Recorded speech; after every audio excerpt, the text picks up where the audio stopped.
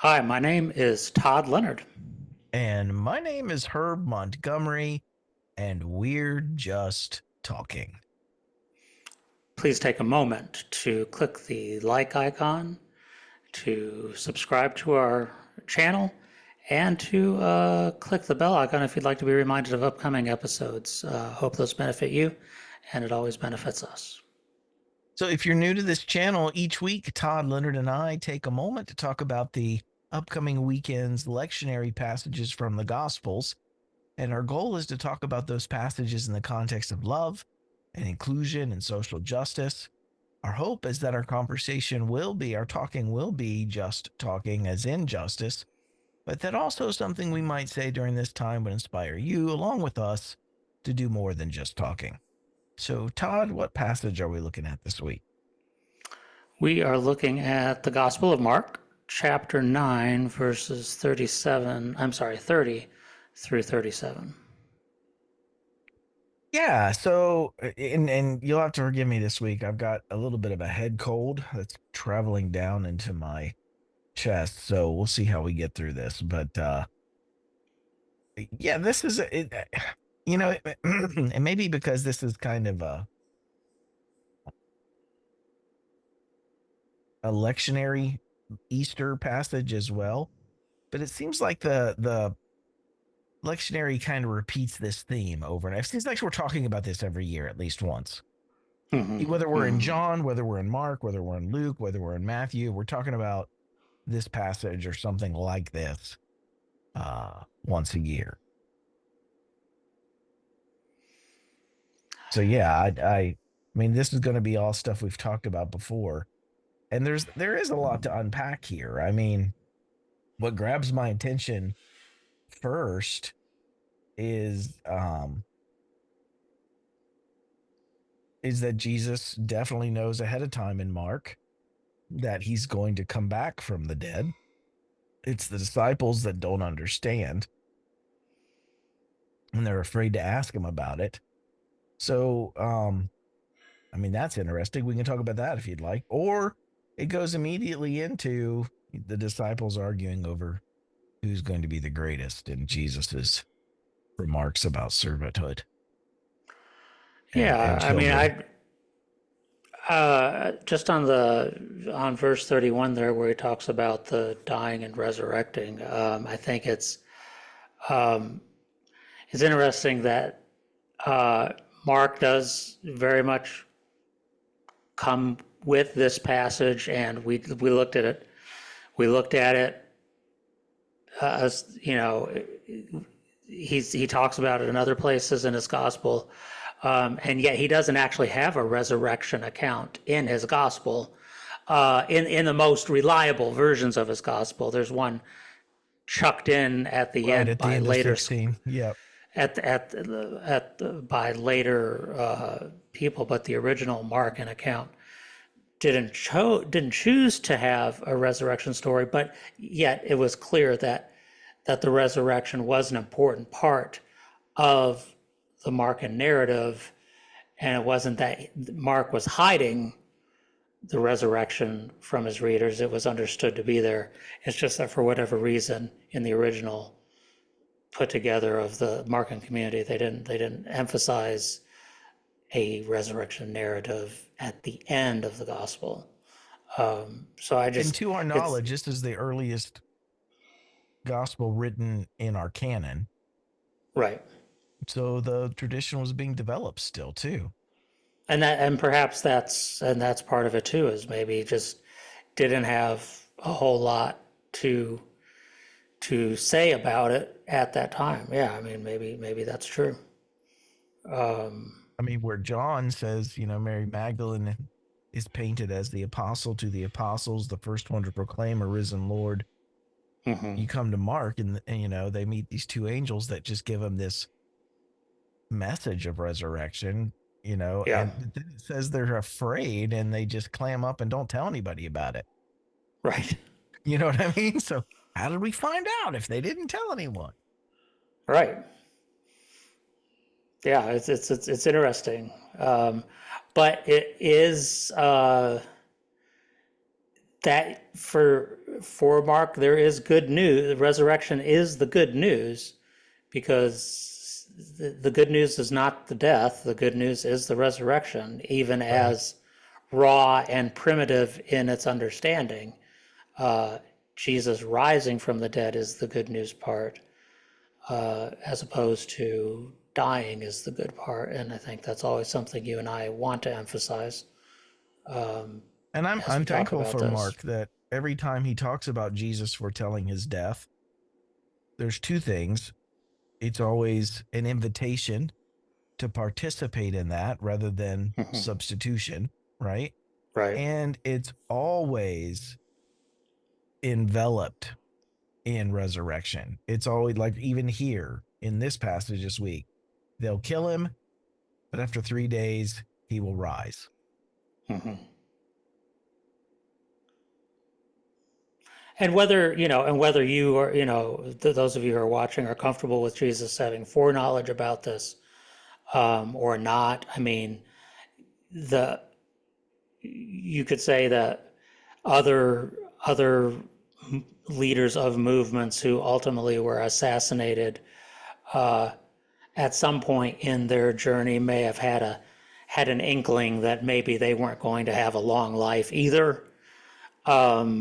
That just because of the death threats, because of the the the challenges that they were facing, that maybe even though they were not, we would not consider them prophets or seers, uh, just started to have maybe a gut level. And so maybe you take this as saying Jesus had this gut instinct of maybe things just may not end up working out right. But I think most likely for the Markan writers, there is some desire to show that there was some foreknowledge and plan with this.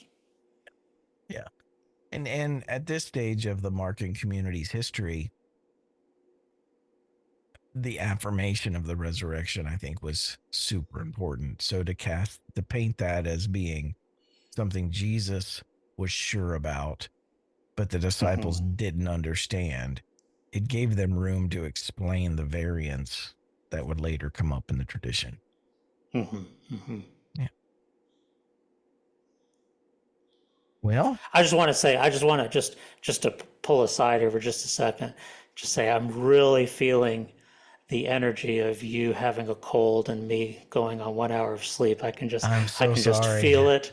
No, I can just feel it. It's just palpable. It's just we're it's just clicking, baby. If you I'm want a feeling it. more entertaining version of this show, go back to last week's or the week before's or even the week before that. This week, we're on our last leg and we're just going to get through it.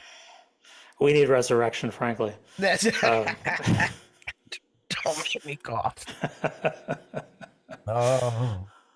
okay, So so anyway, yeah, let's talk about. You want to talk about the power? yeah, this, you know,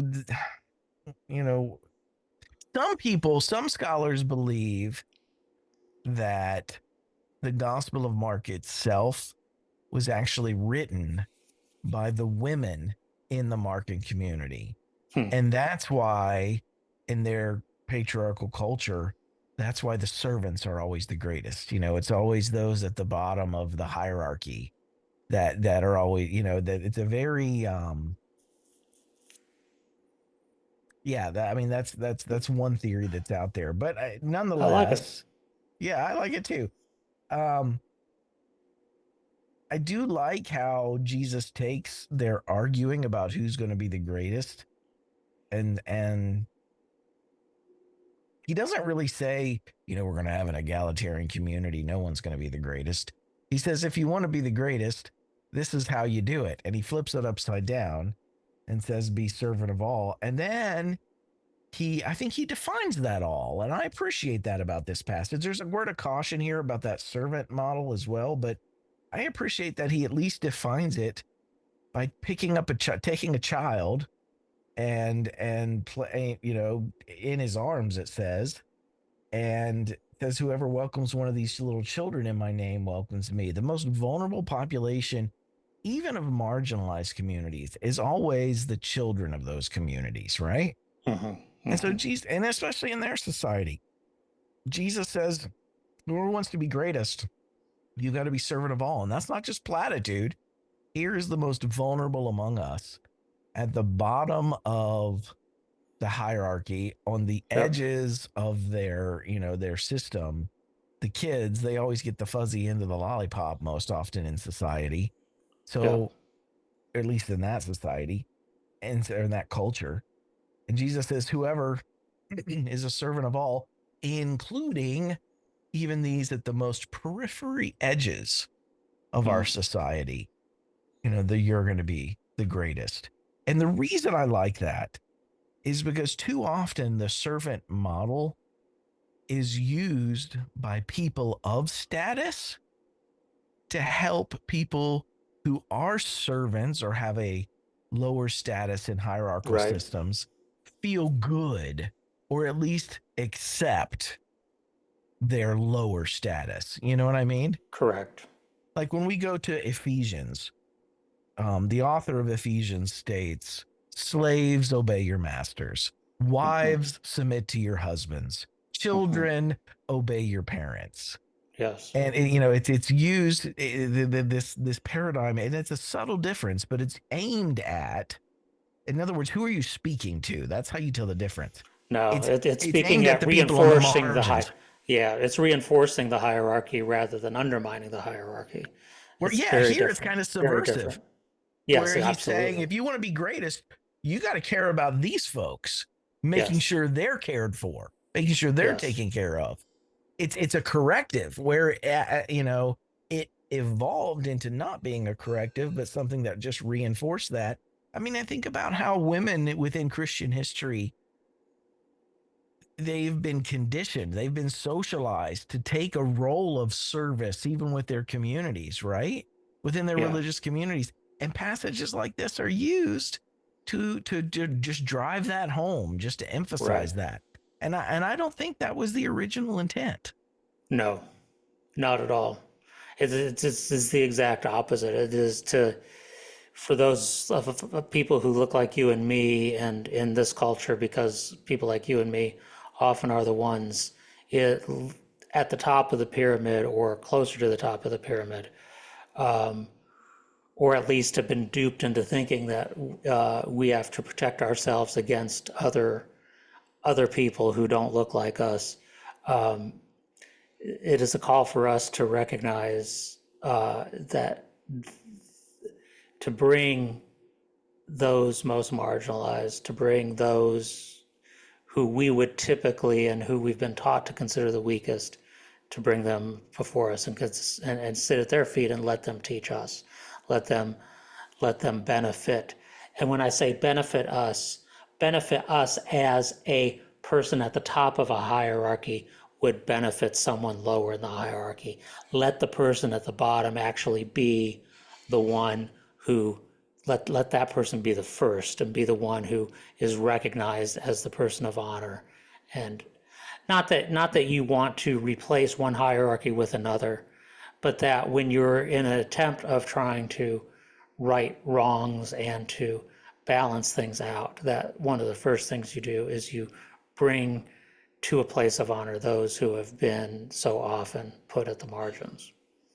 So I picked on Ephesians for a moment and how I think the author of the Ephesians, took this paradigm and used it in a harmful way.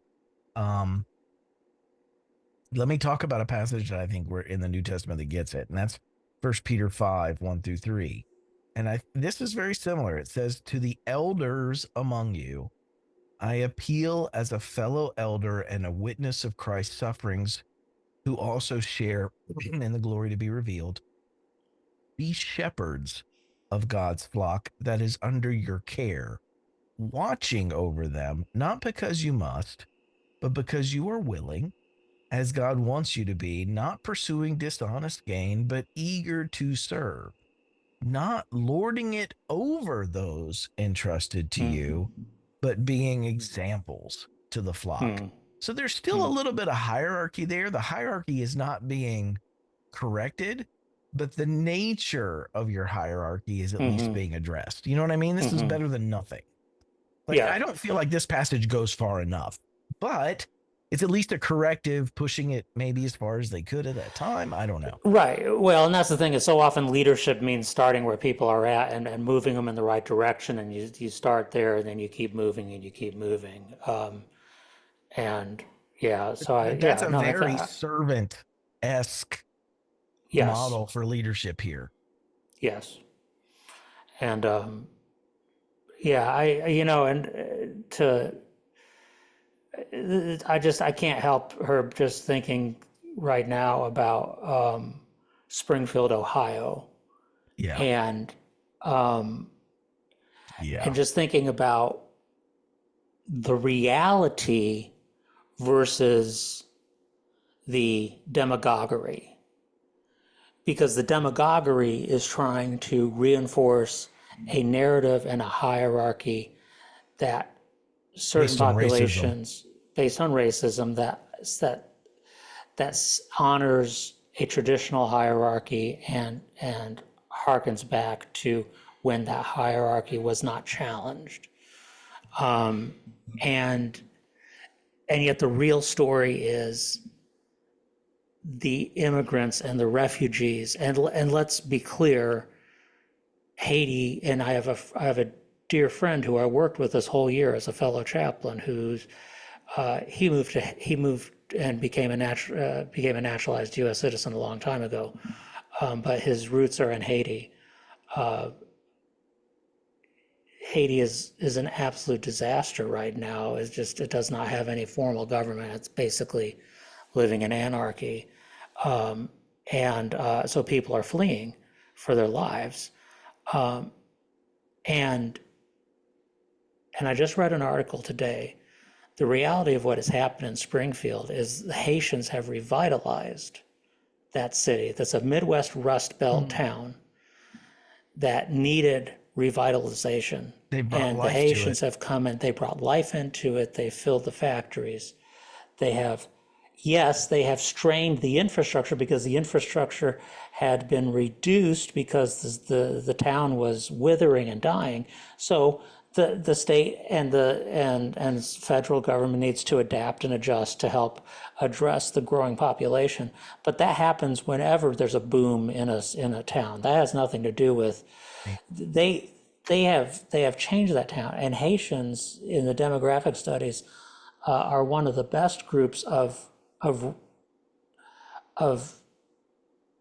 rising above expectations of being one of the best performing immigrant populations as far as work ethic, as far as subsequent generations becoming educated and established. This is the reality is if you get Haitians in your community, You're going to be better for it. you're going to be better for it in the long run. And so there's enough people in Springfield. Thankfully, there have been people starting to speak up in Springfield saying, no, this is overall a good thing for our city. But and I just feel like this passage is just perfect of saying, you know what? To those of you who want to reinforce the stereotype and talk about who should be in charge and how this country should run and how the city of Springfield should run, bring these immigrant and refugee people before you and let them teach you about what the American dream is about and what they want from life here and what they're going to do. And maybe you can learn from them about what America is all about. I love Maybe that. you'll get a renewed patriotism for this country from the refugee I love rather that. than I think there's just something there because man, this has been just heartbreaking for me to see these last couple of weeks as this just awful and the people who think they're funny just saying Yeah. the most awful and creating the most awful online content possible is just the most sickening forms of racism I've seen. Yeah. I appreciate you bringing that up tonight, Todd, and continuing to raise awareness and addressing that. Um, again, this is one of those moments where you have to take note. Where here it's not a child in a story like what we have this week. Yeah. The most vulnerable in this specific situation are the Haitians. And to be great in the kingdom of in Jesus's community, to be great, it means to be servant right now, Yep. protector, servant, making sure they're cared for against all the lies and propaganda and political Yeah. tooling of the Haitians Well, and even the idea of, I mean, think about, I mean, you could let's or immigrants imagine in that, general. let's imagine the children of these immigrants in the public schools, Oh, and absolutely. Again, let's say, the children are always the most vulnerable. and the bullying that could take place, and just it could, if Jesus could be there and take those kids and play with those kids and say, Yeah, this is what it's about. these are the cool kids, these Yeah, are the cool kids, hang out yeah. with these kids, these are the ones you want to be with. I love that. I love that. Well, yeah, I think It's pretty much what we got there, huh? that's the passage. I do wanna there is one little thing on the back end here. I found a great quote by Mary Daly. For anyone who knows who Mary Daly is, I don't know who Mary Daly is. Mary Daly was a feminist, maybe still is. I know she left Christianity in general, um, because of the patriarchy within her uh, tradition, Hmm. her expression of Christianity. But she was a powerful, at one time, powerful Christian feminist author who critiqued Christian patriarchy with her pen. And she did a great job. And this is from her book, Beyond God the Father. This is page 77. She wrote, the qualities that Christianity idealizes, especially for women, are also those of a victim: sacrificial love, passive acceptance of suffering, Hmm. humility, meekness, etc. Since these are the qualities idealized in Jesus who died for our sins, his functioning as a model reinforces the scapegoat syndrome of women. Hmm. And so, no matter what we do with this passage this week, that paragraph drove home to me that it is so important that this is a critique of the hierarchy and those that are striving Hmm. upward in that. It Hmm. is not meant to reinforce that hierarchy Correct. and create within those who are made to be servants a passivity and acceptance of that Yeah. servanthood. It's not like, we do that to the poor and our Right. economics, okay, within Right. some Christian circles too. People that are poor, we say, well, blessed are the poor, for theirs is the kingdom of heaven.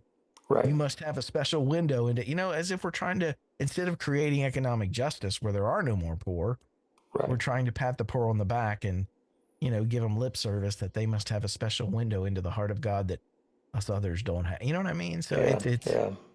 it's that same principle here at the end. Yeah. So, yeah, that's what I've got this week, Todd. I appreciate Okay. you bringing up what's going on in Ohio.